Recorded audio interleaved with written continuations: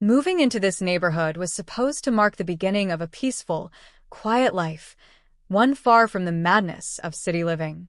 Little did I know that my so-called fresh start would quickly turn into an endless nightmare.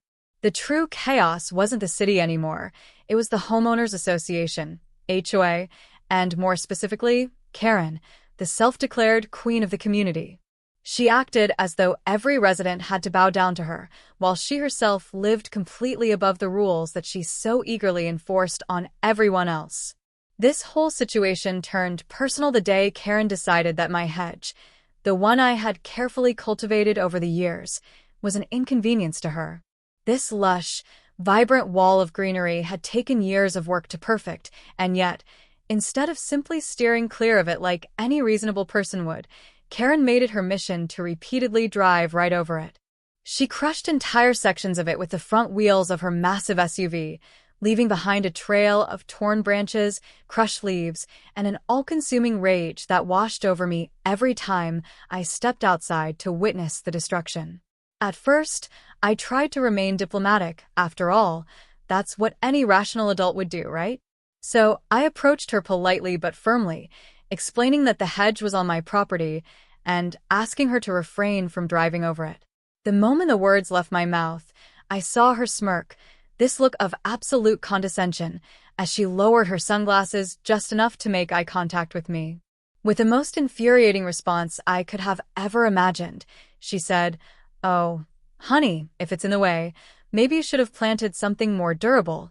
Just like that, she strutted away, the sound of her designer heels clicking against the pavement, leaving me standing there, jaw clenched, fists tightening, fighting the urge to scream. But I wasn't ready to let this slide just yet. I figured I'd try the official route, so I documented the damage, snapped photos of the tire tracks, and submitted a formal complaint to the HOA. Surely, they would do something about this blatant act of vandalism, right? To my shock, 2 days later, I received a response, except it wasn't condemning Karen. No. Instead, they had the audacity to warn me about maintaining proper landscaping that doesn't obstruct common areas. Nonsense. My hedge was well within my property line. I immediately confronted the HOA president, a man so weak-willed he always looked like he was moments away from a nervous breakdown. As he stammered through his response, he explained that Karen had raised concerns about the hedge's placement and suggested that I might want to consider an alternative form of landscaping. Seriously? The only thing damaging anything was her inability to stay on the road, but no matter how much I argued, it was clear the HOA wasn't going to go against Karen, not when she held so much power over them. This left me with two choices: either let Karen continue to destroy my property, or take matters into my own hands. I briefly considered installing a camera to catch her in the act, but I quickly realized that even with footage, the HOA would probably find a way to dismiss it. When it came down to it, they weren't interested in fairness. They were interested in protecting their own. And Karen, without a doubt, was one of their own. So I decided to try one final, direct approach.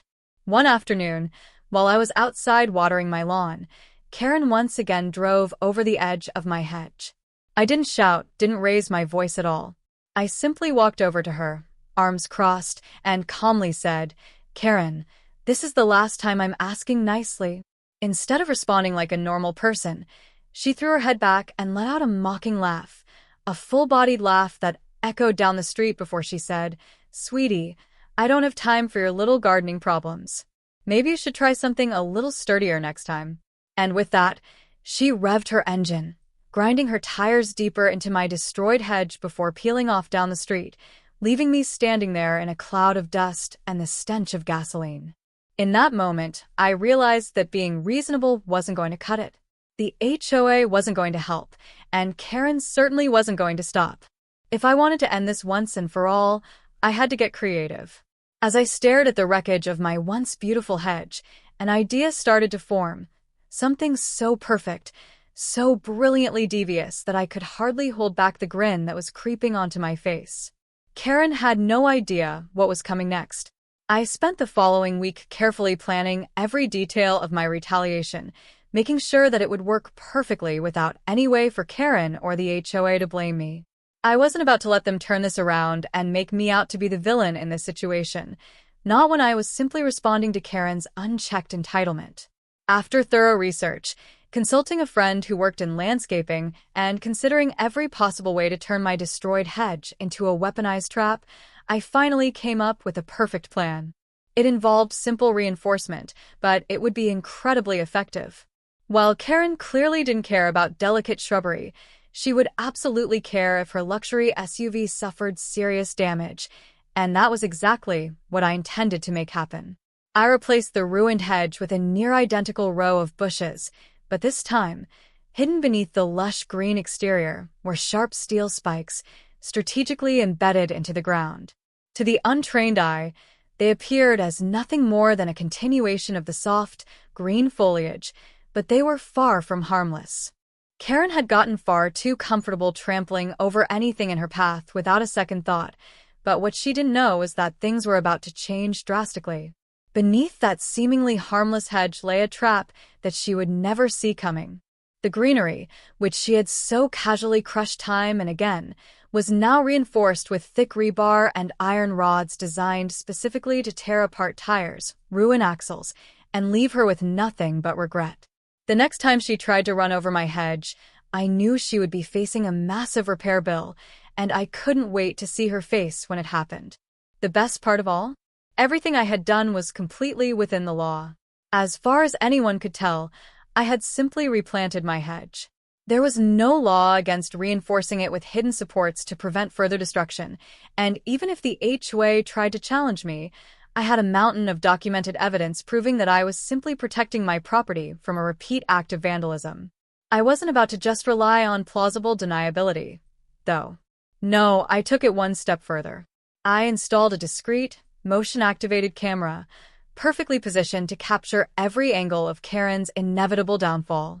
This way, when she made her mistake, I'd have undeniable proof of her reckless behavior, and I was more than ready to watch it unfold.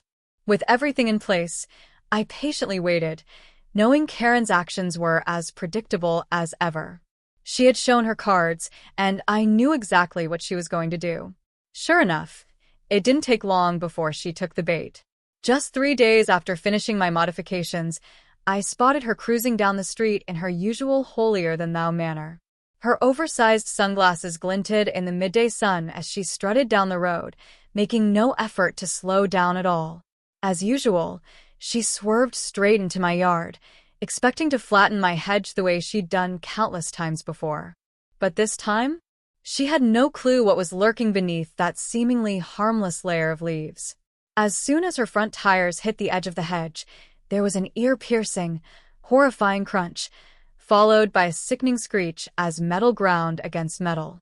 Before she even had the chance to comprehend what had just happened, there was a loud explosion as both of her front tires violently popped. Her car lurched forward, and I watched, in absolute satisfaction, as the undercarriage scraped brutally against the hidden spikes I had so carefully placed. The sound was like music to my ears.